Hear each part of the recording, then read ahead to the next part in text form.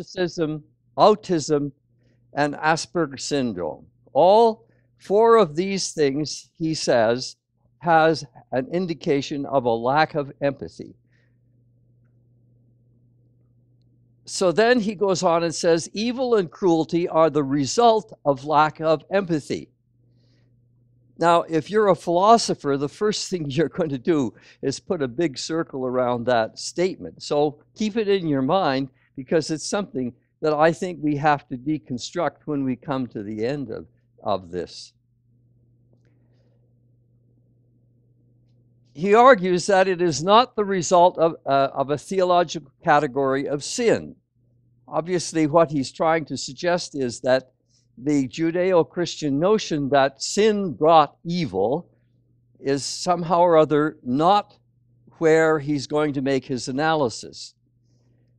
Thirdly, he says it's not the result of an incarnate evil that is a devil, i.e., there is no kind of embodiment of evil anywhere. Then it is not purely the result of social disorder or the environment. So you can't argue that it is socially constructed or culturally constructed in its absolute sense, because it seems to be much more than that.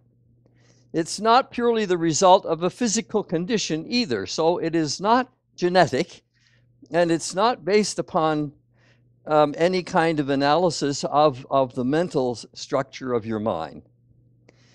And finally, he argues that empathy reflects a variety of categories and associations, and it is those categories of association that he thinks can reveal to us a way of comprehending empathy or lack thereof as the basis for his so-called science of evil. Now, briefly, I'm going to take you through all of this. I'm not going to walk you through all of these areas of the brain that are operative in empathy. If you really want to read all that, then I would suggest you go to the book. But he argues that all of these areas of the brain, all of these regions of the brain are involved in what we would call empathy. And as a consequence, he uses the term the empathy circuit, implying thereby that there is a circuit within the brain that handles empathy, or that is involved in empathy. And I want you to, in your philosophical sense now, to put a red, put some kind of a red circle around this too, because the empathy circle here, according to him, is singular. And I think there are problems with that. So all of these areas, he says, has something to do with it. And very briefly, emotional recognition, pain matrix, intentions and beliefs, judging someone's direction of looking, all of these issues, he says, have connection to this empathy circuit. The coding sensory experience, the mirror response of recording things and then working on these things in your own feeling, like somebody pinches somebody else and you say, ow, that kind of thing, he says, is part of this circuit. And finally, the amygdala, where the emotional learning and regulation takes place. So all of these things, he says, are involved in this. Then he makes an analysis based on this of several types that he's had to deal with in his psychological career. Okay, and so he's going to establish, I guess what you would call it is areas in which he has experienced or he has found zero, negative, up to positive kinds of empathy reactions. So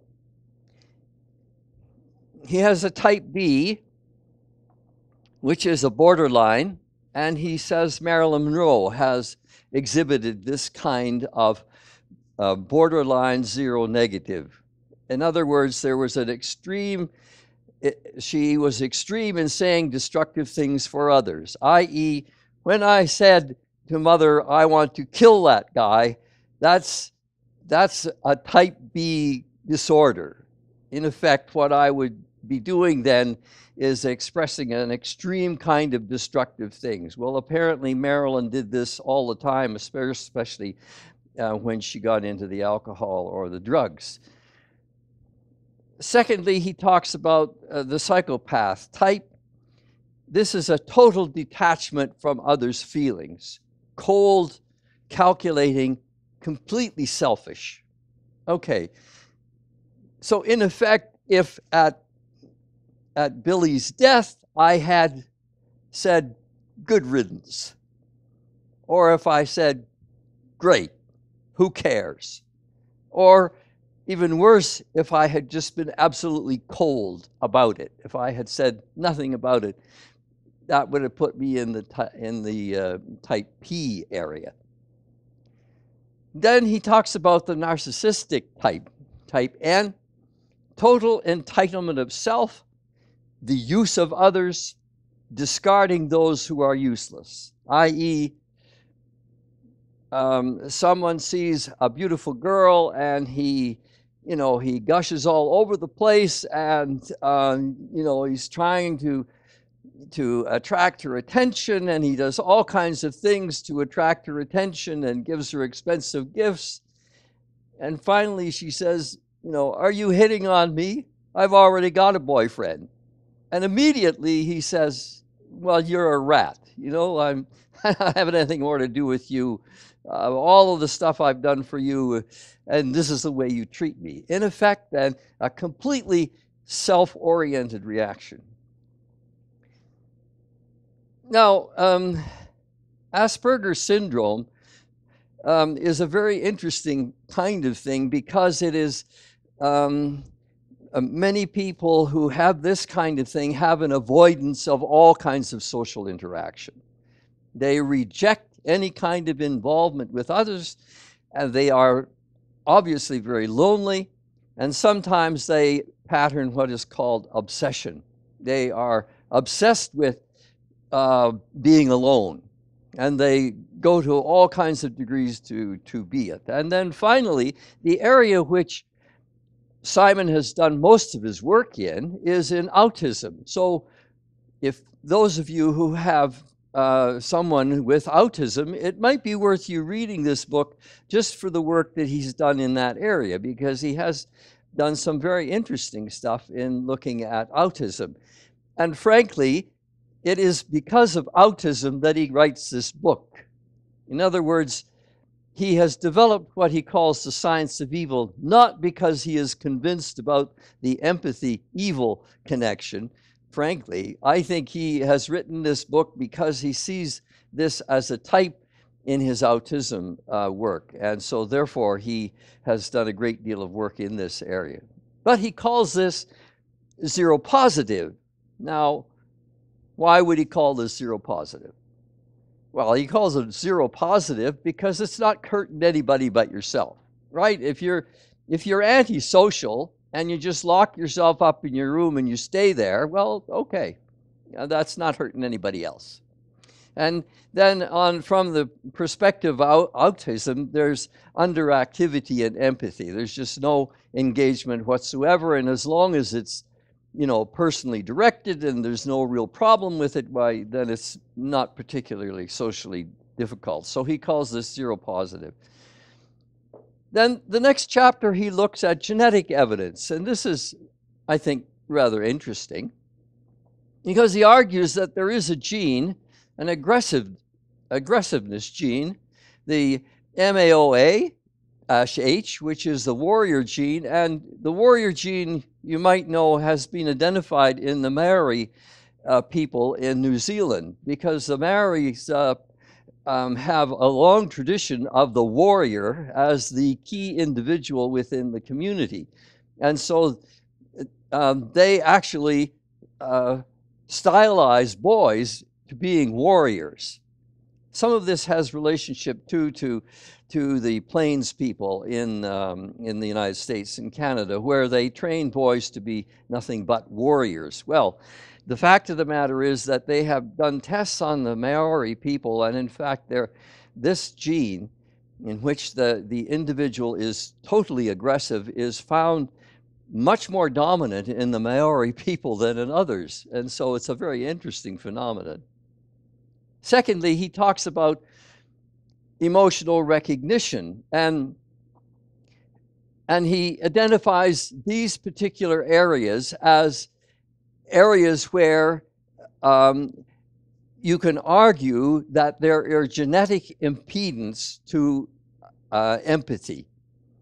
So these two genes are known to hinder what we would call fellow feeling, or awareness of where other people are, or even what we would call otherness, i.e. to be sympathetic to others.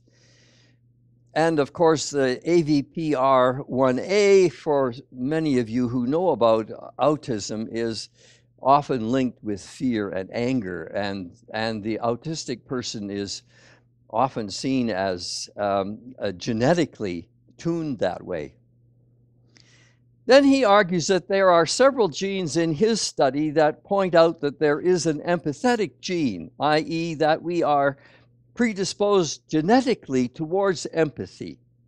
So that my reaction to Billy Fluter means that I'm quite normal, that the circuits in me and in my brain operate the way in which most people do. So therefore, there are empathetic genes that are built into the system. Well, I've done a once-over quickly. Here are some questions that I have about the book.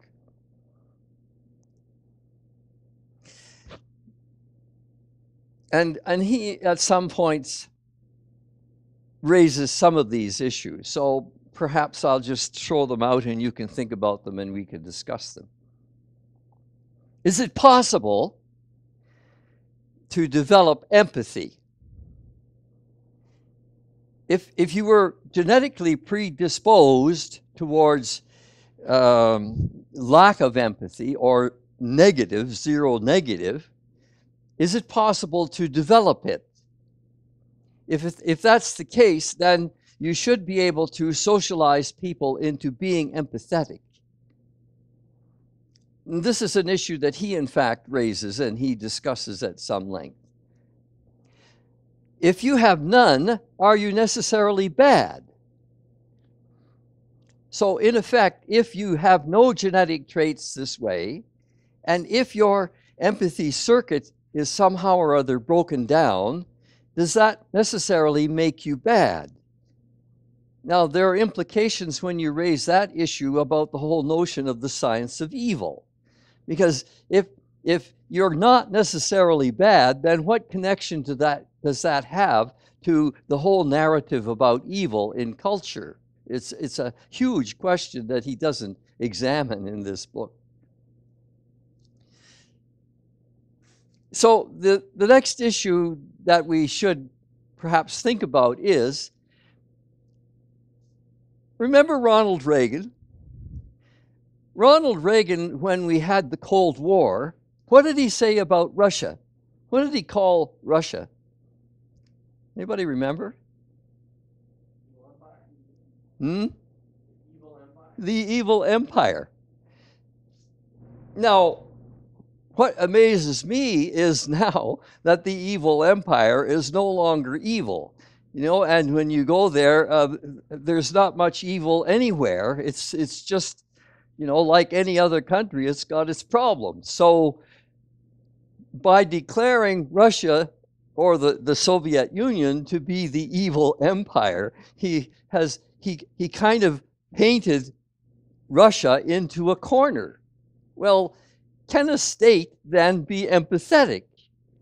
I mean, if we're going to use this kind of language about one state, can we use empathetic language about another state? And here I think we see that the whole thing begins to fall apart.